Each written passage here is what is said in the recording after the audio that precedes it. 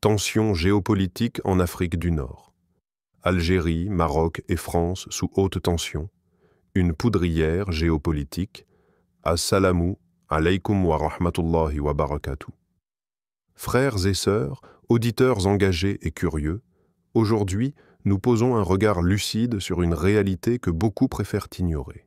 Une tension profonde, ancienne mais ravivée, s'intensifie sous nos yeux entre trois nations majeures du bassin méditerranéen, l'Algérie, le Maroc et la France. Une tension à la fois diplomatique, économique, militaire, mais aussi symbolique. Une montée en tension visible. Des avions de chasse survolant la Méditerranée, des embargos diplomatiques, des médias d'influence qui manipulent pôle et l'opinion, des milliards d'euros d'investissements contestés, une diaspora instrumentalisée et des accusations d'ingérence politique, voilà le décor. Au cœur de cette scène complexe, des puissances régionales aux passés entremêlés, aux ambitions divergentes. Et surtout, une jeunesse, des peuples, pris entre orgueil national, volonté d'émancipation et désillusion face à un système mondial injuste. Trois nations, trois visions du pouvoir l'Algérie, forte de son héritage révolutionnaire et de ses ressources énergétiques, cherche à redéfinir sa souveraineté dans un monde post-colonial. Elle se dresse comme un rempart contre toute domination étrangère et entend le faire savoir. Le Maroc, puissance montante d'Afrique, tisse des alliances audacieuses, modernise son armée et revendique sa place dans le jeu global. Mais ses choix stratégiques, notamment ses partenariats militaires avec Israël ou les États-Unis, divisent profondément.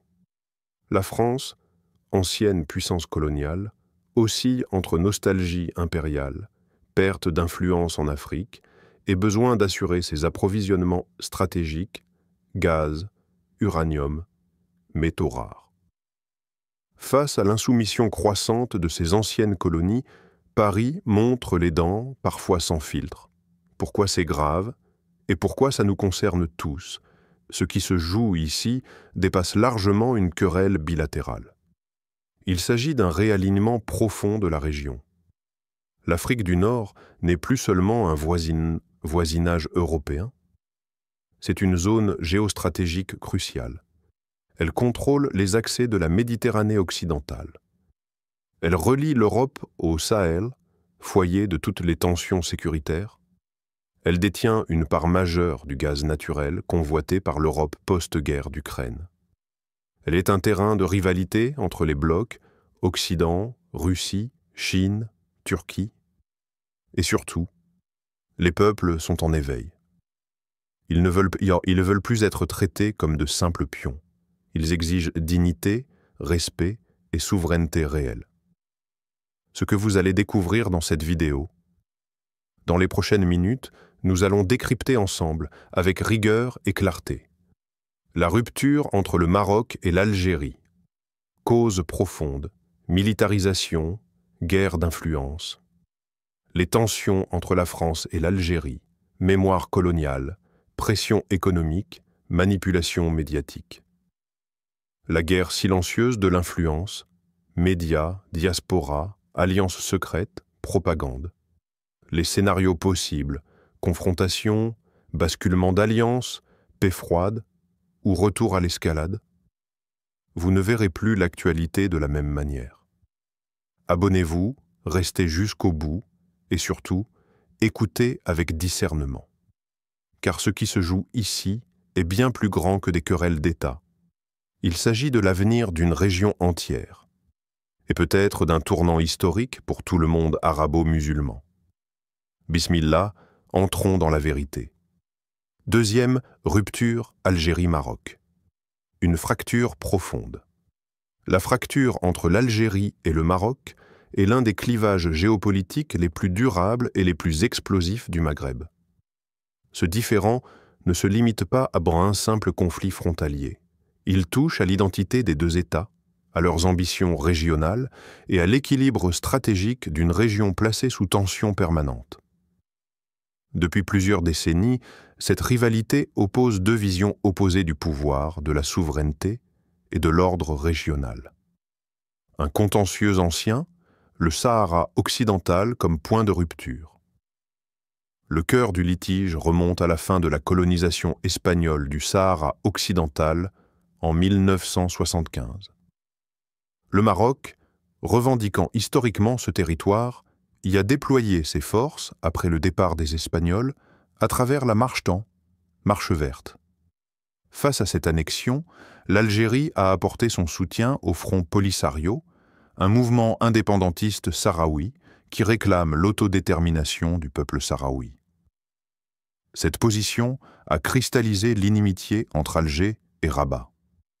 L'Algérie, fidèle à sa doctrine de non-ingérence et d'appui au mouvement de libération nationale, a accueilli le gouvernement en exil de la République arabe sahraoui démocratique, RASD, sur son sol, aggravant ainsi la méfiance du Maroc. Depuis lors, le conflit du Sahara occidental est devenu le baromètre des relations entre les deux pays.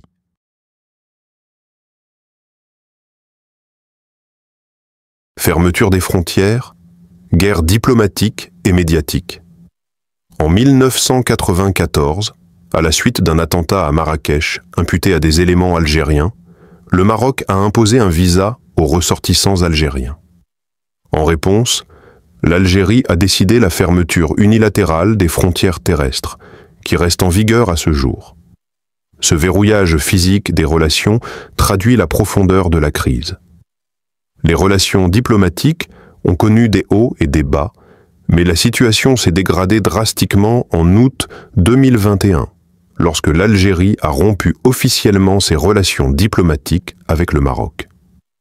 Alger a accusé Rabat de pratiques hostiles, notamment l'espionnage par le logiciel Pegasus, des actes de provocation diplomatique, ainsi qu'un rapprochement sécuritaire avec Israël, considéré comme une menace directe. Dans la sphère médiatique, les chaînes marocaines et algériennes se livrent à une guerre narrative. Chacune accuse l'autre de manipulation, de trahison des idéaux arabes ou de compromission avec des puissances extérieures. Les réseaux sociaux accentuent cette polarisation, faisant de la fracture algéro-marocaine un conflit aussi psychologique que politique. Une course à l'armement sans précédent. Au fil des années, la méfiance s'est traduite par une accélération de la militarisation. Le Maroc a renforcé ses capacités aériennes, notamment avec l'acquisition de chasseurs américains F-16 Viper, de drones israéliens Harop et Hermès, et la modernisation de ses systèmes de défense. Il a également investi dans la cybersécurité, les satellites d'observation et les unités d'élite. L'Algérie, de son côté, s'appuie sur un partenariat stratégique solide avec la Russie et la Chine. Elle dispose d'une aviation puissante avec les Sukhoi Su-30, de batteries de défense anti-aérienne avancées et développe ses propres capacités de guerre électronique. La cybersécurité devient également une priorité nationale, avec la création d'unités spécialisées et des accords technologiques avec des puissances non occidentales. Cette course à l'armement installe un équilibre précaire où le moindre incident pourrait dégénérer en affrontement armé. La diplomatie semble avoir cédé sa place au rapport de force. Discours politique, entre fermeté et silence stratégique. Sur le plan politique, les déclarations officielles des dirigeants des deux pays traduisent des visions irréconciliables. Le roi Mohamed VI a, à plusieurs reprises, tendu la main à l'Algérie en appelant au dialogue et à la réouverture des frontières, tout en réaffirmant avec force la souveraineté du Maroc sur le Sahara occidental. Ce double discours est perçu à Alger comme une provocation diplomatique. De son côté, le président algérien adopte une ligne de fermeté. Les autorités algériennes refusent toute discussion tant que Rabat maintient ses alliances avec Israël et continue de nier le droit du peuple sahraoui à l'autodétermination. Le discours est structuré autour de la non-négociabilité des principes, souveraineté, respect du droit international, rejet de la normalisation avec Israël. l'intrusion d'acteurs extérieurs, Israël, Émirats, Turquie. Ce qui était à l'origine un conflit régional devient désormais un théâtre d'influence globale. Le Maroc, en normalisant ses relations avec Israël en 2020 via les accords d'Abraham, a signé une série d'accords militaires et de cybersécurité. Des drones, des services de renseignement et des systèmes de surveillance israéliens ont été livrés à Rabat. Cette alliance est vue comme une ligne rouge absolue pour l'Algérie, qui perçoit Israël comme une puissance hostile. Par ailleurs, les Émirats arabes unis et l'Arabie saoudite soutiennent discrètement Rabat, tandis que l'Algérie resserre ses liens avec la Turquie, la Russie et, dans une moindre mesure, l'Iran. Cette internationalisation du conflit montre que la fracture algéro-marocaine n'est plus simplement bilatérale, mais touche à l'équilibre de toute la région, Maghreb, Sahel, Méditerranée. Une impasse dangereuse? En l'absence de mécanismes de dialogue efficaces, la région avance dangereusement sur un fil.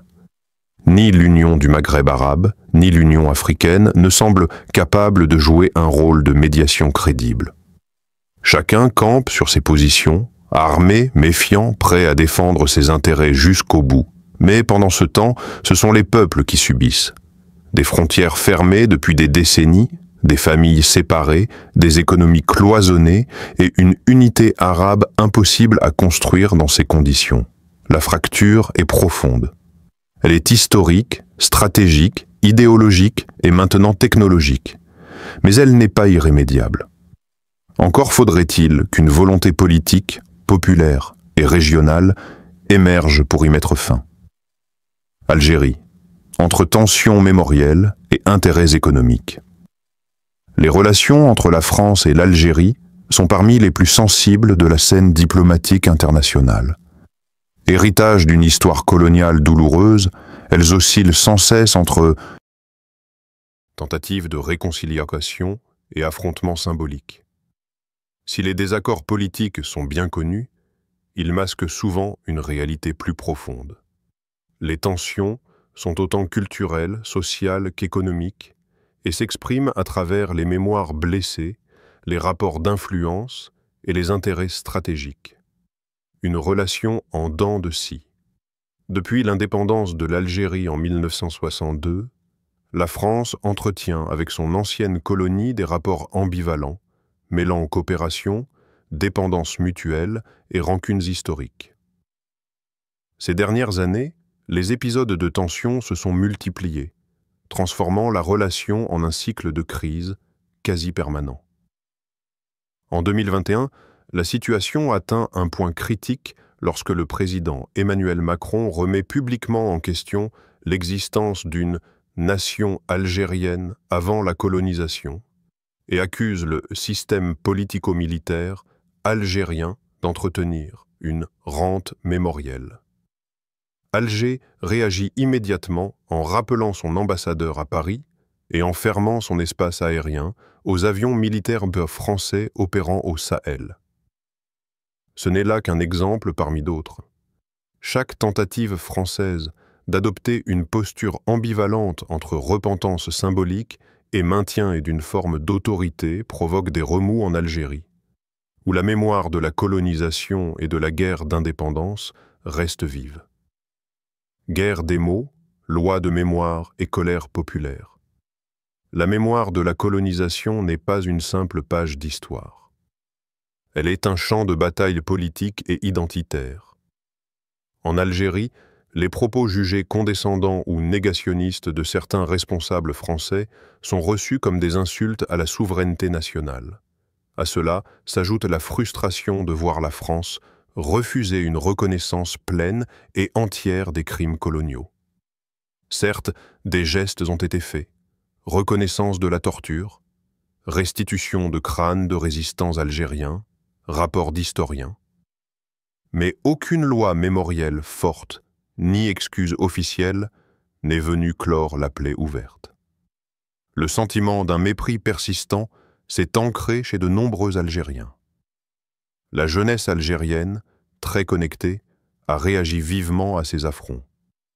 Des campagnes de boycott de produits français ont circulé sur les réseaux sociaux. Des protestations ont éclaté, notamment dans le sillage du mouvement Hirak, où les slogans dénonçaient aussi bien les élites locales que l'influence française perçue comme néocoloniale, médias et ingérence. La France accusée de double jeu. La couverture médiatique de l'Algérie en France joue également un rôle dans la détérioration des relations. Des chaînes comme BFM TV, CNews ou France 24 sont souvent perçues à Alger comme des instruments d'ingérence indirecte. Lorsqu'elles diffusent des reportages critiques, notamment sur les droits de l'homme, la corruption ou les contestations populaires, elles sont accusées de servir un agenda politique visant à déstabiliser le pouvoir algérien. L'Algérie a déjà retiré l'accréditation de plusieurs journalistes français. Le gouvernement évoque une hostilité médiatique organisée et dénonce une guerre psychologique menée via la presse. En retour, Paris invoque la liberté de la presse. Ce climat de méfiance nourrit une forme de paranoïa diplomatique. Alger accuse régulièrement la France de manœuvres secrètes, qu'il s'agisse de soutenir certaines figures de l'opposition ou d'exercer une influence dans les choix économiques stratégiques du pays. Enjeux économiques, gaz, industrie et dépendance croisée. Au-delà des symboles, les intérêts économiques pèsent compte lourd dans cette relation orageuse. L'Algérie est un fournisseur essentiel de gaz pour la France et l'Europe, notamment depuis la crise énergétique déclenchée par la guerre en Ukraine. En retour, la France est un investisseur majeur en Algérie, avec des centaines d'entreprises actives sur le sol algérien. BTP, télécommunications, pharmacie, grande distribution. Mais cette interdépendance est de plus en plus remise en question. L'Algérie cherche à diversifier ses partenariats en se tournant vers la Chine, la Turquie ou encore la Russie. Des entreprises turques comme Tosyali dominent désormais des secteurs stratégiques comme la sidérurgie. Autrefois, chasse gardée de groupes français. Même dans le domaine automobile, symbole fort de l'influence française, les cartes se redistribuent. Renault et Peugeot, longtemps implantés en Algérie, font désormais face à la concurrence de marques chinoises et allemandes, tandis que l'Algérie tente de développer sa propre industrie nationale.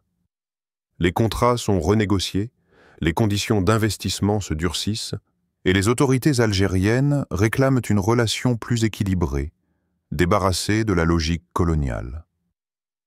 Le rejet du paternalisme français par la jeunesse. Au cœur de ce désamour persistant, une génération entière se lève avec le rejet viscéral du paternalisme français. Pour cette jeunesse, éduquée, consciente et globalisée, la France n'est plus une référence culturelle ou politique. Elle est perçue comme une puissance arrogante, incapable d'assumer son passé, mais toujours prompte à donner des leçons à ses anciennes colonies. Les jeunes Algériens ne veulent plus être considérés comme les enfants d'un passé commun, mais comme les bâtisseurs d'un avenir libre, souverain et indépendant. Ils dénoncent les inégalités de visa, les humiliations administratives, les regards condescendants dans les ambassades ou les consulats, et l'idée implicite selon laquelle la France serait le centre du monde civilisé. Cette rupture culturelle est profonde. Elle s'exprime dans l'art, dans la rue, sur les réseaux, dans les universités. Elle dépasse les cadres politiques. Elle est identitaire. Une relation à repenser. Si la France et l'Algérie ne parviennent pas à construire une relation nouvelle, fondée sur l'égalité, le respect mutuel et la reconnaissance des blessures du passé, elles resteront enfermées dans un cycle de suspicion et de confrontation. Pourtant, les potentialités de coopération sont immenses. Échanges universitaires, partenariats énergétiques, lutte contre le terrorisme, développement durable, jeunesse créative. Mais cela suppose un changement de paradigme, car aujourd'hui, la défiance domine. Le passé empêche l'avenir. Et l'influence française, autrefois hégémonique, se voit contestée avec une force croissante. Non pas par des armes, mais par la volonté d'un peuple d'écrire enfin sa propre histoire. Souhaitez-vous que je développe maintenant la partie 4, lutte d'influence, une guerre silencieuse pour le contrôle du narratif, 4000 caractères. 4. Lutte d'influence, une guerre silencieuse pour le contrôle du narratif, 4000 caractères. Dans les conflits modernes, la guerre ne se mène plus seulement avec des tanks, des drones ou des chats jeunesse, éduqués, conscientes et globalisées. La France n'est plus sœur. Elle se mène aussi dans les esprits. Ce qu'on pense, ce qu'on croit, ce qu'on ressent, est désormais façonné par une bataille invisible mais redoutablement efficace. La guerre de l'information. Entre l'Algérie, le Maroc et la France, cette guerre du narratif est aujourd'hui plus stratégique que jamais. Une guerre de l'image permanente. Le conflit algéro-marocain ne se limite pas aux frontières terrestres ou aux sphères diplomatiques. Il s'est déplacé dans les médias, les plateaux de télévision, les réseaux sociaux, devenant un combat pour le contrôle de l'opinion publique, tant locale qu'internationale. Des vidéos virales, des extraits tronqués, des slogans puissants sont diffusés chaque jour pour construire un ennemi, imposer une version des faits, orienter les émotions collectives. C'est une guerre psychologique où les États utilisent leur appareil de communication, leurs médias officiels, voire des armées numériques pour peser sur le récit dominant. Des chaînes marocaines accusent l'Algérie d'arriération politique et d'isolement international. En retour, des plateformes algériennes pointent du doigt la normalisation honteuse du Maroc avec Israël et l'instrumentalisation du Sahara. Chacun campe sur ses positions, utilisant l'image comme une arme de dissuasion symbolique. Fake news, intox et manipulation.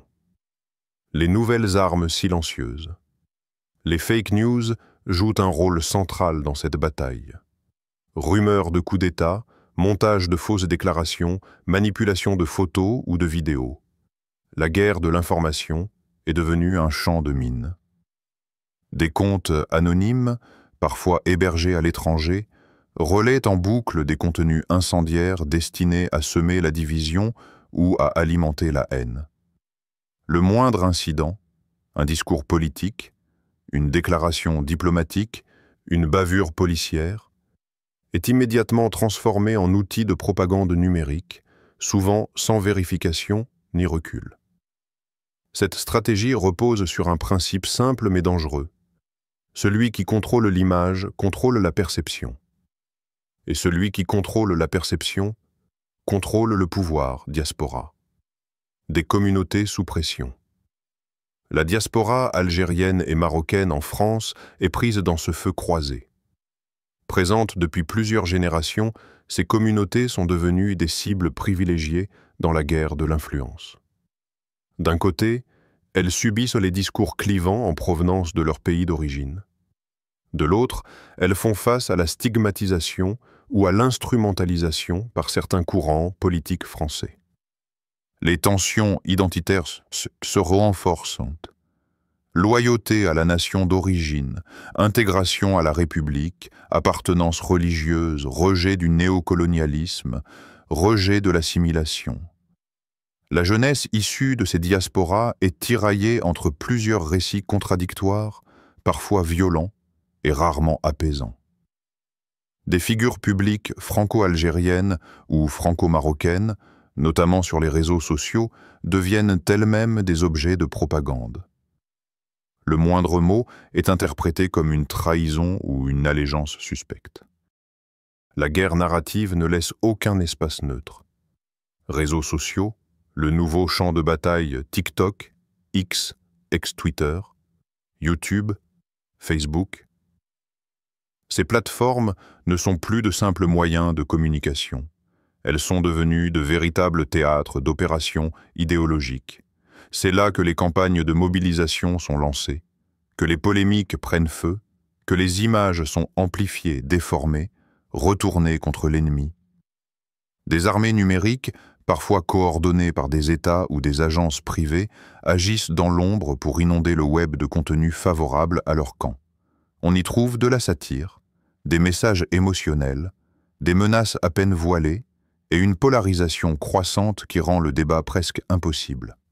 Dans ce contexte, la vérité devient relative, et ce sont les émotions qui dictent la narration. Peur, colère, fierté, humiliation, vengeance. Des alliances qui redessinent les lignes de fracture. Pendant que l'information devient une arme, les alliances régionales viennent renforcer les récits dominants. Le Maroc, depuis sa normalisation avec Israël en 2020, a multiplié les accords sécuritaires et technologiques avec Tel Aviv. Ce rapprochement alimente un narratif présenté comme moderne et stratégique par Rabat, mais considéré comme traître par Alger. De l'autre côté, l'Algérie se rapproche de puissances non occidentales, Turquie, Russie, Chine. Ces alliances sont perçues comme un levier de souveraineté face à l'Occident et comme une réponse à l'axe Rabat-Washington-Tel Aviv. La Russie et la Chine fournissent à Alger des outils numériques, des moyens de surveillance et un appui dans les forums internationaux. Ces partenariats ne sont pas neutres. Ils viennent avec leurs propres récits, leurs propres valeurs et leurs propres ambitions. Ainsi, la bataille narrative devient aussi une bataille d'alignement idéologique. Une guerre silencieuse, mais aux conséquences réelles. Ce conflit de récits n'est pas anodin. Il façonne l'opinion publique, influence les politiques migratoires, conditionne les investissements économiques, fragilise la cohésion des sociétés et prépare, parfois, le terrain à des affrontements plus concrets. Lorsque les mots deviennent des armes, les peuples deviennent des cibles. Dans ce contexte, l'Algérie, le Maroc et la France ne peuvent plus ignorer la puissance destructrice ou salvatrice des récits qu'ils véhiculent. Il ne suffit plus de dominer militairement ou économiquement. Il faut aussi gagner la bataille des idées, de la mémoire, de l'image. Et c'est là que réside le vrai enjeu.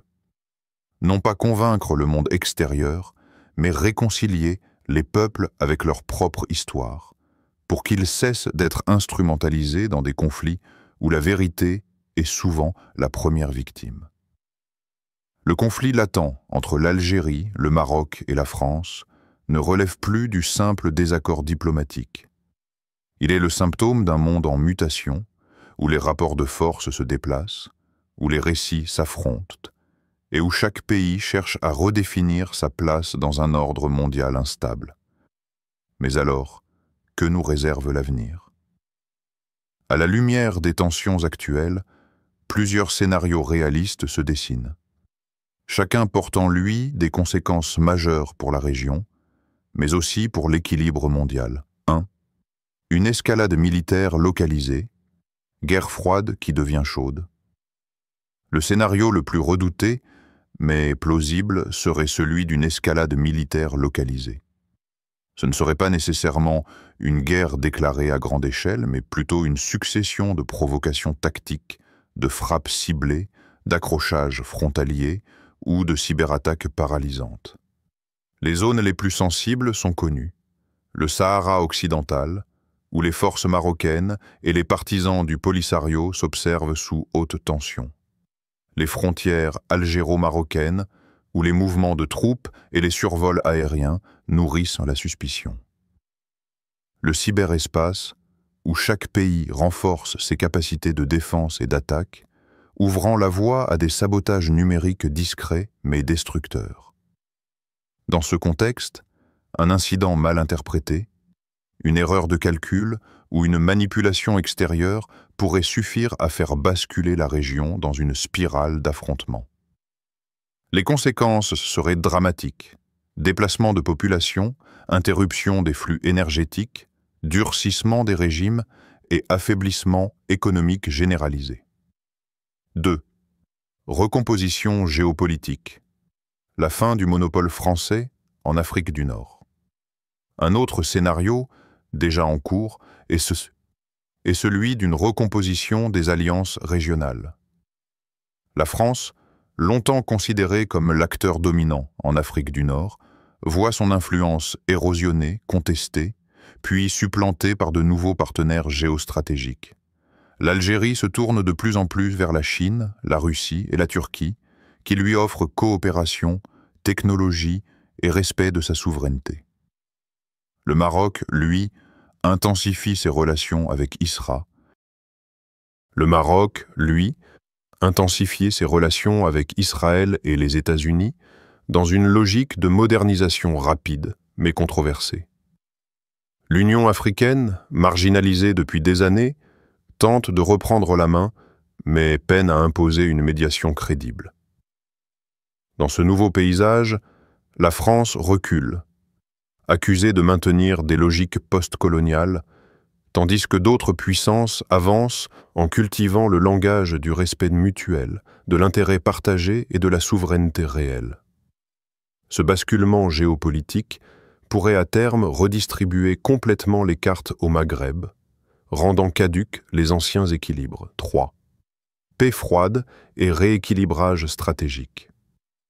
Un troisième scénario, plus optimiste mais exigeant, serait celui d'une paix froide rééquilibrée. Il ne s'agirait pas d'une réconciliation pleine et entière, mais d'un gel des tensions basé sur la reconnaissance mutuelle des lignes rouges et sur l'intérêt commun à éviter la confrontation. Dans cette hypothèse, l'Algérie et le Maroc continueraient de s'observer à distance, mais en canalisant leur rivalité dans des formes indirectes. La France, contrainte par ses propres fragilités internes, adopterait un ton plus pragmatique, renonçant à toute posture de supériorité. L'Europe, soucieuse de stabilité énergétique et migratoire, jouerait un rôle de médiation discrète. Les grandes puissances, Russie, Chine, États-Unis, maintiendraient leurs pions, sans provoquer d'escalade afin de préserver leurs intérêts économiques. Cette paix froide, loin d'être idéale, aurait au moins le mérite d'éviter le chaos. Elle offrirait du temps pour que les sociétés civiles, les intellectuels, les jeunes générations préparent les conditions d'un avenir moins conflictuel. Réaction internationale, entre indifférence stratégique et calcul cynique. Face à ces tensions, la communauté internationale reste ambivalente.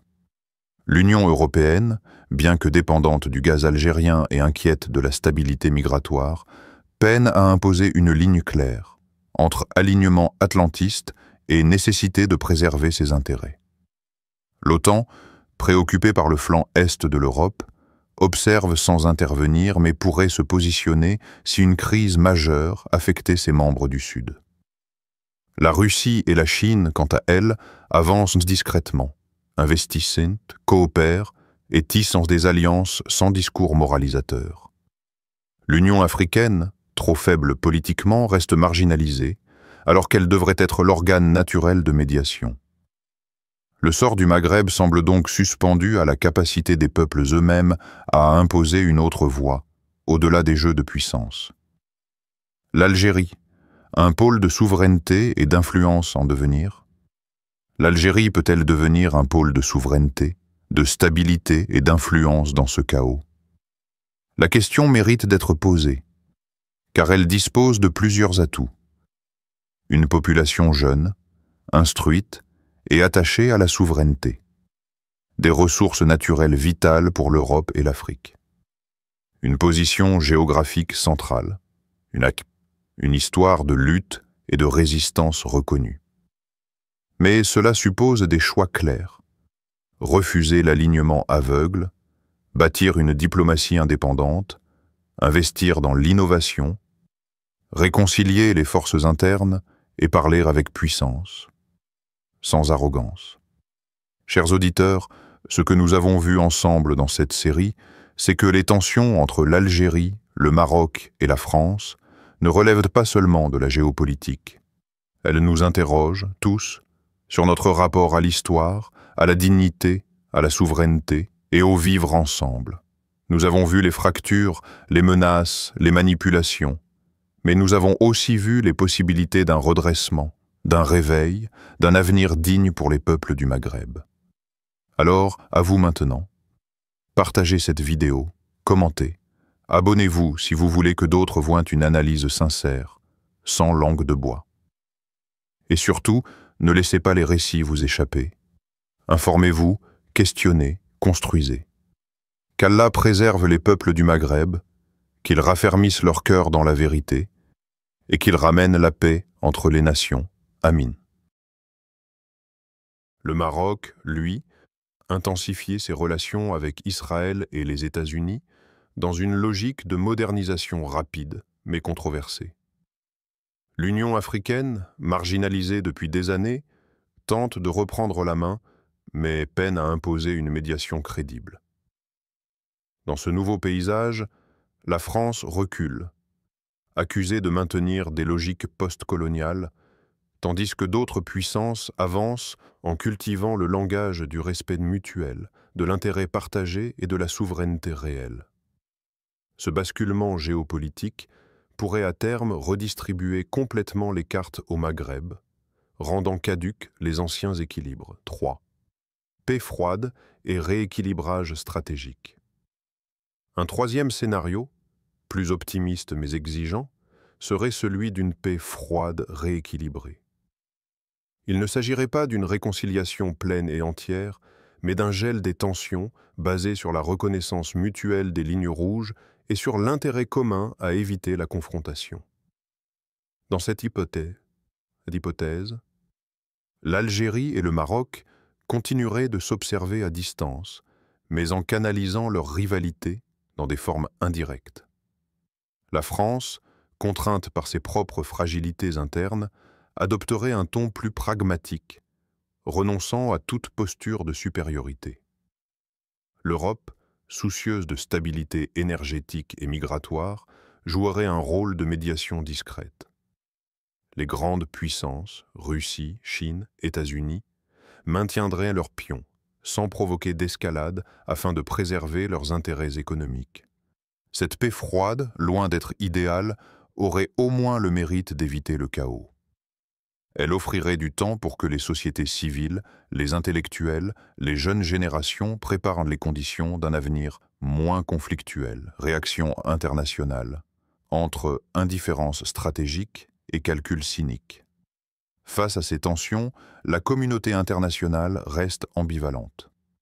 L'Union européenne, bien que dépendante du gaz algérien et inquiète de la stabilité migratoire, peine à imposer une ligne claire entre alignement atlantiste et nécessité de préserver ses intérêts. L'OTAN, préoccupée par le flanc est de l'Europe, observe sans intervenir mais pourrait se positionner si une crise majeure affectait ses membres du Sud.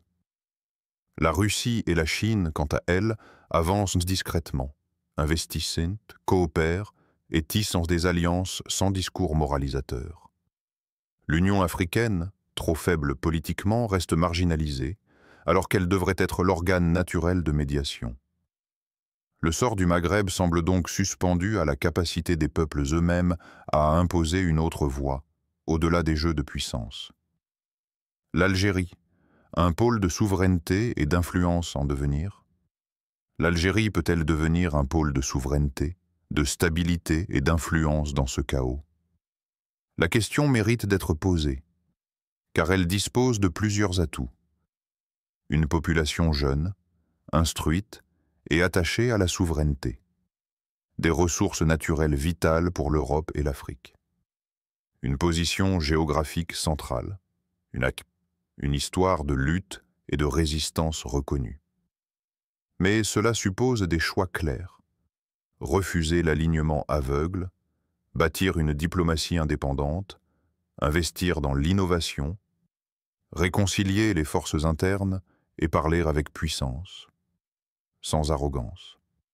Chers auditeurs, ce que nous avons vu ensemble dans cette série, c'est que les tensions entre l'Algérie, le Maroc et la France ne relèvent pas seulement de la géopolitique. Elles nous interrogent, tous, sur notre rapport à l'histoire, à la dignité, à la souveraineté et au vivre ensemble. Nous avons vu les fractures, les menaces, les manipulations, Mais nous avons aussi vu les possibilités d'un redressement, d'un réveil, d'un avenir digne pour les peuples du Maghreb. Alors, à vous maintenant. Partagez cette vidéo, commentez, abonnez-vous si vous voulez que d'autres voient une analyse sincère, sans langue de bois. Et surtout, ne laissez pas les récits vous échapper. Informez-vous, questionnez, construisez. Qu'Allah préserve les peuples du Maghreb, qu'il raffermisse leur cœur dans la vérité, et qu'il ramène la paix entre les nations. Amin.